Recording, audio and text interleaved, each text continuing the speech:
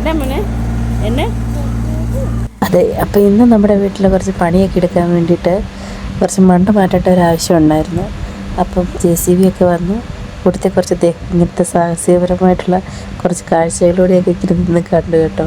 അങ്ങനെ നിൽക്കുമ്പോഴാണ് നമുക്ക് ഉച്ചയ്ക്ക് എന്ത് കറി വെക്കുമെന്ന് ആലോചിക്കുമ്പോഴാണ് ഫ്രിഡ്ജിലൊരു വെള്ളരിക്ക ഇരിപ്പുണ്ട്.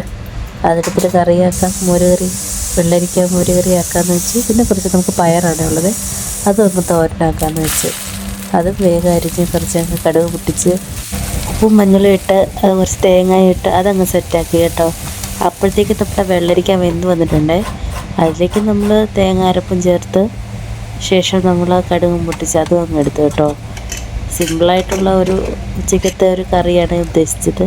അപ്പോൾ സമയം പോയിട്ടുണ്ടായിരുന്നു, നമ്മളിതിങ്ങനെ നോക്കി നിൽക്കുന്നതുകൊണ്ട് സമയം പോയി. അപ്പോൾ വേഗം തന്നെ നമുക്കൊരു ഉച്ചയൂടെ റെഡിയാക്കാമെന്ന് വെച്ച്.